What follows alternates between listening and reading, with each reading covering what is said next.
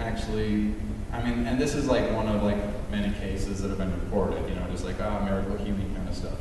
Well, it's not really miracle healing, it's just how the mind and body work together. They just have this synergy that when you give your mind suggestions, I mean, think about it this way. Somebody calls you on the phone and they've got some bad news, like a loved one has passed away or something like that. Your heart starts racing, you start feeling a lump in your throat, you start crying. Like, obviously there's this connection between mind and body. If there wasn't, you couldn't move your arm, you couldn't smile, you couldn't blink. And I think it goes much deeper than just motor control. The mind and the body are connected, you know, on a hormonal level, where your mind can send hormones to your body and actually cause different conditions to arise in your body. Another study that was done was with people with multiple personality disorders. And this was a really interesting one because they had all these multiple personality people with this disease that started to show some pretty bizarre signs. One of them was one personality would have diabetes and the other personality wouldn't. When they took the blood of the personality that had diabetes, it was actually diabetic blood. When they took the blood of the person that did not have diabetes, it was not diabetic blood. The body actually reacted to the personality. And as he moved over to his personality with diabetes, it actually became a diabetic body. Another one was done, and this is actually a fairly common occurrence among people with multiple personality disorder, is vision. Vision changes with personalities with people with this disorder. So much so that many of these people with this personality disorder walk around with several pairs of eyeglasses because their vision changes so drastically that they actually need to switch eyeglasses as their personalities change. So just think about that, like, just because they believe they are that person with that prescription, their vision literally changes to fit that personality. There are a bunch of these that eyeglasses, let's see. There was another really cool one, I can't remember what it was. Basically, this has baffled physicians for a really long time, but it also tells us how integrated the mind and the body are. They function as a single unit, and what the mind does, the body reacts, and it reacts on all levels.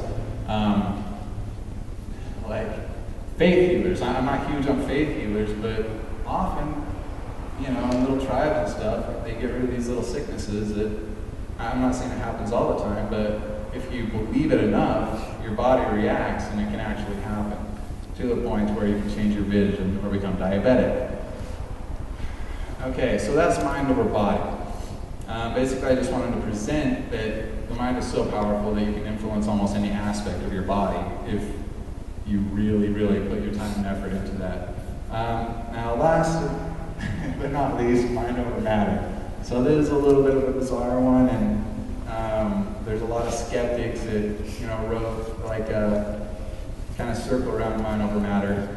I just wanted to read a few things and give some personal experiences about mind over matter, and just kind of to help people kind of see where this is at, or whatever. Okay, so the first one is, there's a man named Dean Wright, and he's a doctor. He actually holds a PhD, and he's a senior scientist at the Institute of Noetic Sciences. He did a Google Tech Talk called The Taboo of Psi, where he cites a bunch of studies that he and everybody at the Institute of Noetic Sciences did, and a lot of them are pretty mind-blowing. Like, you wouldn't expect a lot of things that he talks about to actually really exist, but as you watch the video and he gives you all this information, and then he shows you kind of how he prevents like any type of like I don't know, outside influence from altering the results. It's pretty, I think it's pretty substantial form of, or whatever, you know what I'm saying. Okay, so Dean Wright is pretty cool. You can look him up online. He's got a lot of really cool stuff that you can read about, a lot of really cool research that he's done. The second thing I wanted to talk about is called the Global Consciousness Project. This is a project done at Yale. And what they did was they laid the entire Earth with thousands of computers, and each one of these computers had a little program on it that ran a sequence of, run these random strings of data that are pretty large random strings of data. They found that every now and then, what happens is, right before a large event, the random strings of data begin to correlate across the computers. They call them eggs. And as the data begins to correlate between all these computers, there's a significant increase in the correlation of random numbers. So you've got this string of, I don't know how many digits, produced randomly, and all of a sudden, all these other computers across the world begin to produce this very same string out of randomality. And as it begins to sense, as it begins to see that all these little pieces of random data begin to line up and correlate, about 5 minutes later, a major event happens. The one that happened right before 9/11 was actually a pretty peak aligning. If you look up the Global Consciousness Project and look at the one that happened right before 9/11, it happened about 2 or 3 minutes before the buildings got hit, and the alignment was through the roof. I mean, really bizarre, but really cool. So to me, a lot of these studies suggest that maybe there is some underlying something that connects us all. And with Stuart Hameroff's study, with him and Roger Penrose, they did the orchestrated objective reduction theory.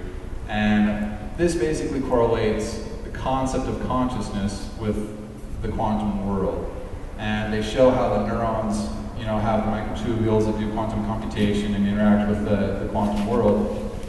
And if that's true, if we do interact with the quantum world on a conscious level, or inside the brain, and the quantum world is so bizarre that, you can have one element, or one particle here, one particle on the other end of the Milky Way that are twin particles, and touch one and it affects the other one instantaneously. I don't see why not. I don't see why that's considered so taboo. Like, I see a lot of sciences and a lot of studies coming out lately that totally support the idea that maybe there is something else underlying everything else. There's something called Cartesian dualism. And what this basically is, and I try to find the other terms for the other things, for the other fields of thought as far as this goes, and I can find them, but Cartesian dualism is a concept that mind gives rise to matter. So,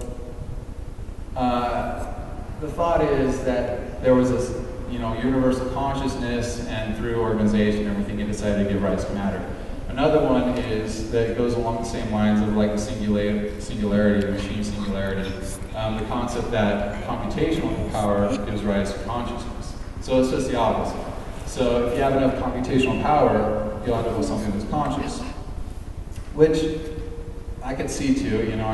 We've got a giant computer inside our heads that does billions of computations per second, and that could be a possibility. But there's also a third theory that says that there's something else. There's something underlying both consciousness and matter that gives rise to both.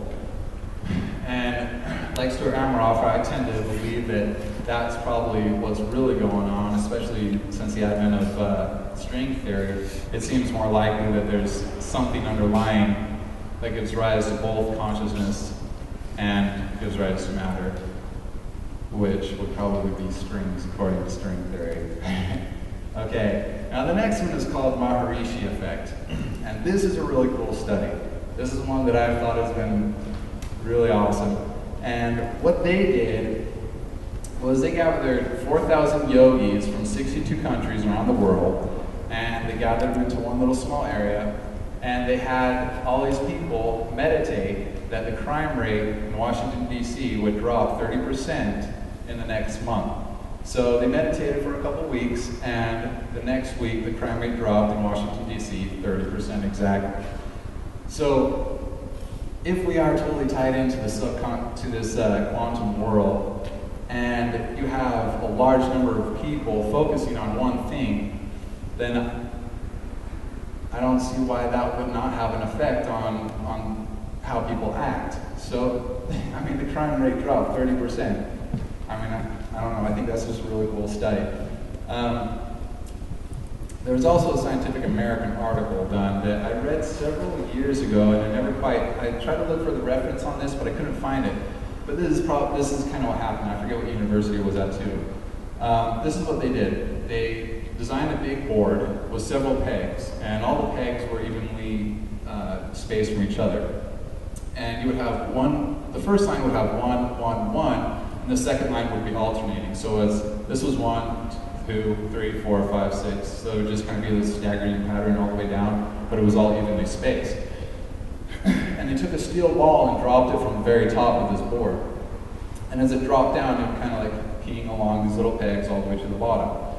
Well, what they did is they brought in several students at the university, and they sat down, a couple of them, one at a time, and they did the males first. They brought in a bunch of males, sat down the males first, and had them concentrate on one side of the board. And as the ball began to drop, it would jump back and forth, but the numbers it came out with ended up being statistically significant that whatever side of the board you concentrated on would be most likely to end up with the ball on it. Then they brought in a bunch of girls. And I'm not saying anything against girls, okay, but this is just a study. So they had the girls sit down and concentrate on one of the sides of the board as they would alternate it to make sure that the board was not off balance or anything. And it turns out that women it's still statistically significant where the ball drops, but it seemed, according to the study, that women didn't have as much power as the men did to cause the ball to vary off to one side. But what they found really interesting is they began to bring in couples, okay? So they bring a man and a woman that weren't in love or anything, just a man and a woman. And they had them focus on one of the two sides. And as the ball began to drop, something happened. They saw a drastic increase in a dual's ability to cause the ball to drop to one side. So they thought, okay, let's bring in a couple that's in love. So they brought in a couple that was in love, and it went through the roof, like so far off to the side that it was, there was no doubt that these people were causing this to happen.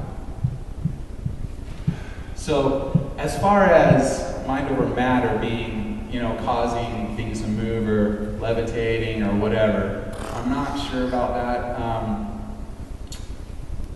Not really, but as far as causing, like opening chance outcomes up and causing the chance outcome to be more receptive to happening one way than another way, I definitely see a lot of research and a lot of studies that suggest that that is totally possible. So let's go back to the group meditation thing. When the 4,000 or so yogis meditated, the crime rates would drop 30%, it did. I don't see why not. I don't see why it would be a bad idea to even experiment with having a group of people get together, yogis and meditation practitioners, to meditate that drug addiction will begin to lift itself from our society. And I would really like to get something together like that to test it out. But I think the point of the talk is the power of the mind. I mean, I went through the first part where I told you how you could completely control the thoughts that come through your mind. I went through the second part where I told you about how the mind can absolutely affect the body, the state of the body, your organs, how everything is like in total harmony is when you bring it into harmony. And I talked about this third part, mind over matter. There's one thing I want to go over, and it's a personal experience. When I was in jail, I had 6 months to do nothing with, right? I had a lot of time. So I'm sitting in jail, and I get a deck of playing cards, and I start playing with the playing cards, okay? Well, I hate poker, I hate card games, I hate 21, I've never gotten into that stuff. So I decide to sit down and see how many of the cards I can guess what they were. So I begin to guess, okay, 6 of spades, whatever. I was totally wrong. I didn't get one right through the whole deck. Well, I thought, okay, if there is some way to perceive what is on the other side of the card, aside from, actually looking at it or using a physical sense, then maybe starting off with trying to tell myself what exactly the card